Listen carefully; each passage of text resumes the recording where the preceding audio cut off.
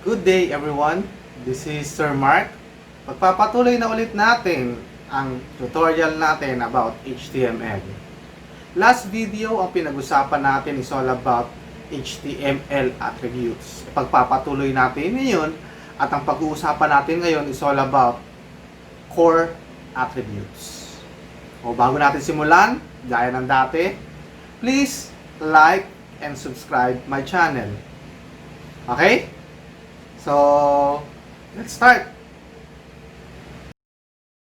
Ang pag-uusapan natin ngayon ay ang core attributes HTML. There are 4 core attributes that can be used on majority of HTML elements. Although, not all. So, ito yung core attributes natin. Una is ID, title, class, and style. So, isahin natin. Simulan natin sa ID. So, ano yung ID? ID attribute of HTML tag can be used to uniquely identify any element within an HTML page. Kumbaga, siya yung magbibigay ng ID or ng identification. Okay? Para ma-identify o ma-differentiate siya from the other. Parang ganito. Bigyan ko yun ng example. Sa isang buong classroom, tama, meron dalawang klase ng tao doon. Isang teacher at mga estudyante. Tama.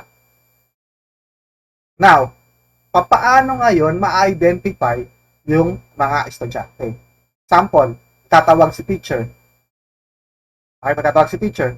Pwede bang sasabihin ko, estudyante?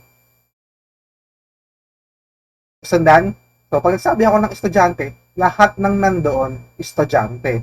So, para mas ma-identify siya, bibigyan natin siya ng ID.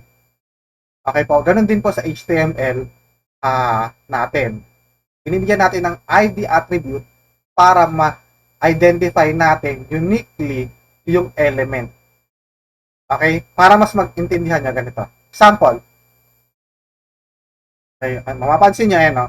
ID is the name, tapos nasa close quotation mark yung attribute. Ito po, yung HTML, hindi lang po HTML. Ibig sabihin, it is user-defined.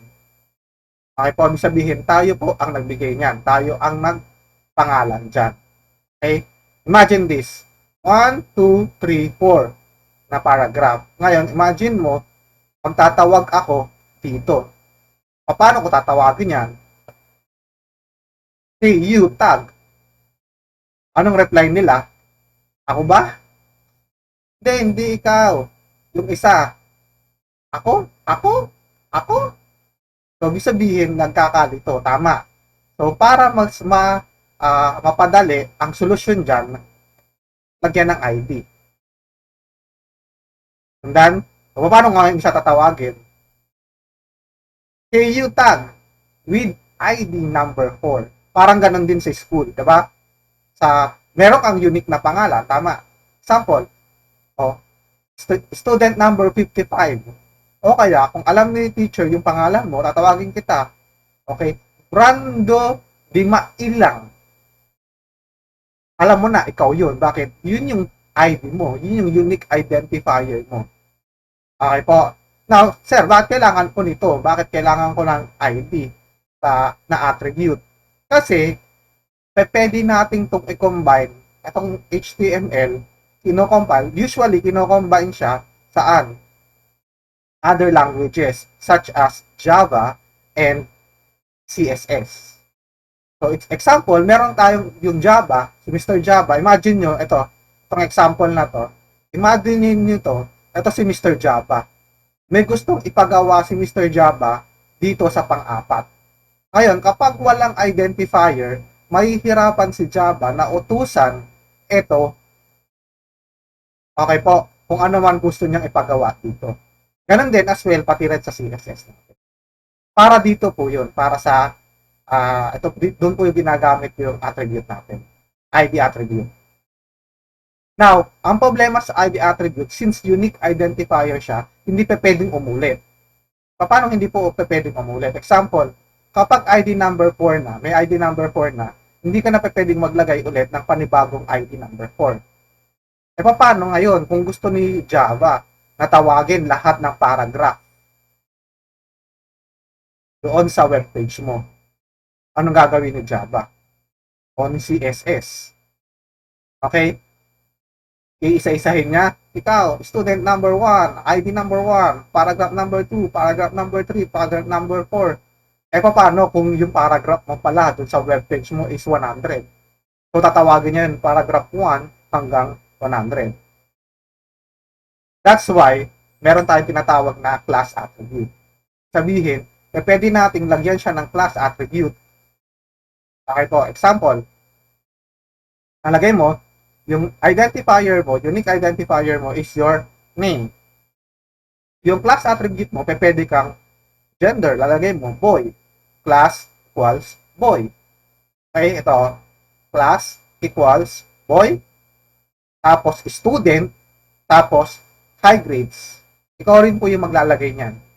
Sabihin, user-defined po yan. User-defined. Okay? Sabihin, lahat ng may class na name 1, okay po, lahat ng may class name 1 na paragraph, tatawagin ko.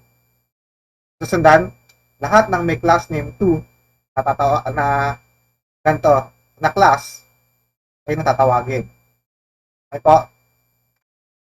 Next, the title attribute. The title attribute gives suggested title for the element.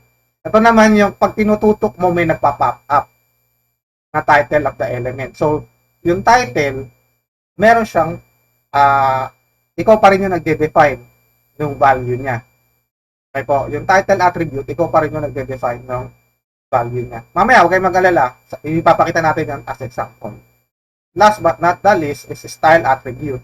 The style attribute allows you to specify cascading style sheet rules within the element. Sabihin, pag naglagay ka ng style attribute, yung value niya will be the style or the rules of CSS. Okay? Para mas maganda, pakita ko sa inyo. Gagamit tayo ngayon ng online compiler para mas maipakita ko sa inyo yung for attributes natin. Simulan natin. Example 1. Example 1. Simulan natin sa style. So, 'di ba sabi nga natin kanina, pag attributes, nasa loob siya ng opening tag. So, dito natin lalagay. This is the name and value nasa loob ng quotation mark. So, ano yung value ng style attribute natin? Value ng style attribute natin is the CSS rules. Sabihin, ang ginagawa ng style attribute is that pinapasok niya yung rules ng CSS sa HTML natin. Example dito, itong rule na to, background color red. This is example of CSS codes. Okay po, CSS tags or CSS codes. Now, ito, pag naglagay ka ng style, pinasok mo siya sa as value ng style, nagiging, pwede na siyang magamit sa HTML natin. Okay po? Run natin para mas makita mo. Ayan po siya. Clear? Yan ang trabaho niya. Marami pang rules para mas ma-appreciate nyo. Kumuha ako ng sample.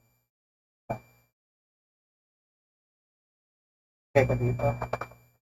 Maraming rules. CSS. Itong lahat ng nakikita nyo, this is a CSS rules. So, pinasok ko siya sa HTML para gamit yung style na attribute. So, ayan. Example, number 1. Okay po. That is style attribute. Then, style attribute is the attribute we use to insert the rule of CSS in HTML. Clear? Now, para saan naman yung class attribute? Yung class attribute, example, ganito. Okay tayo. Example, ganito. Yan, lang ha. 3. Walang 2, 1. Run natin. Example, ganito. Diba? Kung mapapansin nyo, marami tayong itinatype na attributes within doon sa mga paragraph natin. Kaya ang trabaho ni CSS ni class is that tatawagin niya yung lahat ng nasa class na yon para utusan o may pagawa sa kanya. Example, instead of i-write mo ng ganito, okay, ang gagawin na lang natin is papalitan natin siya. Gagawin natin ganito. Kasabay ko na rin yung ID para masakita nyo. So, sabihin, nilagyan ko siya ng class. Yung class niya, student, girl, pretty. Okay po, student, girl, ugly. Student, boy, pretty. Student, boy, ugly. Tapos, sabi natin kanina, yung ID naman is magkakaiba. Okay po, sabihin Maricar, May, Marlon, and Mark. That is our unique identifier. Para saan ngayon yan? Para i-call out. Example, class. CSS to ha. I'm not teaching you about CSS. I'm teaching you about the class and the ID attribute. Para clear lang tayo. Okay po? Clear. Now, tawagin natin yung class. Anong class ang tatawagin natin?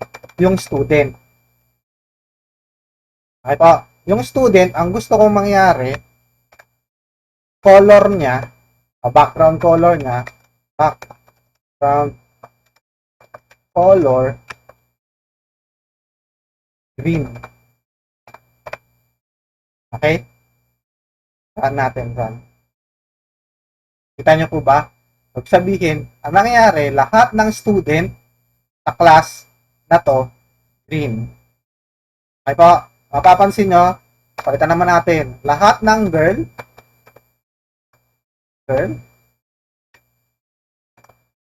ang color naman niya, color red.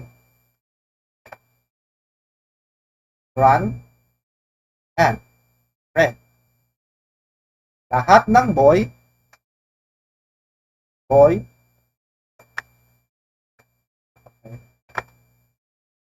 Font size niya ay 20 pixel. Run. Napansin niyo po ba yung difference? Ibig sabihin, ang ginagawa po nito is kino-call out niya yung depende kung anong gusto mo i-call out. Ito. Okay po. Now, para saan yung ID?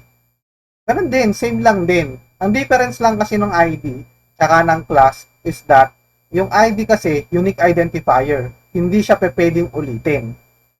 Yung class kasi, pwedeng paulit-ulit sa lahat. Para if ever, i-call mo lahat yun, mako-call. Ito naman, special attention. Ibig sabihin, meron ka lang specific element na i-call. Example, Mark. Mark. Call ko. Mark. Call ko si Mark. Color. Ano si Mark? Red. Okay, wag naman. Puro red na lang. Blue. Run. Ayun po. Color blue. Si Mark lang po. Okay? I hope nagigets nyo paano gumagana yung style, yung class, and yung ID. Okay? Yung style to call out CSS. Okay po? To call out CSS rules para ipasok dun sa HTML natin. Yung class is to associate lahat ng class. Okay? Depende kung ano yung define mo. Yung ID naman is the unique identifier. So, magbibigay siya ng identification in each element. Okay po? Now, ano naman yung title attributes? Yung title attributes naman yan, pop-up tooltip naman yan. Ginagawa niyan, para mas makita niya, pop-up tooltip naman yan. Ayang title attributes na yan. Okay? Kaya natin ito. One. Papan pop-up tooltip. Ito, pop-up tooltip. Ibig sabihin, pag may tinutukan mo, may magpa-pop up sa kanya. Ayun ang title mo. Okay po. Ngayon, yung value ng title mo is user-defined din. Ibig sabihin, ikaw din ang bahala. Example, din mo. Palitan natin ito. Pogi, si Sir. Run. Ang mangyayari, yung pop-up tooltip mo, kung ano yung dinefine mo. Okay po. I hope naintindihan nyo yung difference ng ID tsaka ng class para saan yung style and para saan yung title na attributes natin. That is our core attributes. Yun. Buti tinapos mo. Medyo mahaba tong video na to kasi medyo marami yung pinag-usapan natin about this HTML attribute. I hope marami kang natutunan at ma-apply mo to sa paggawa ng magandang webpage. That's it for today, and class dismiss.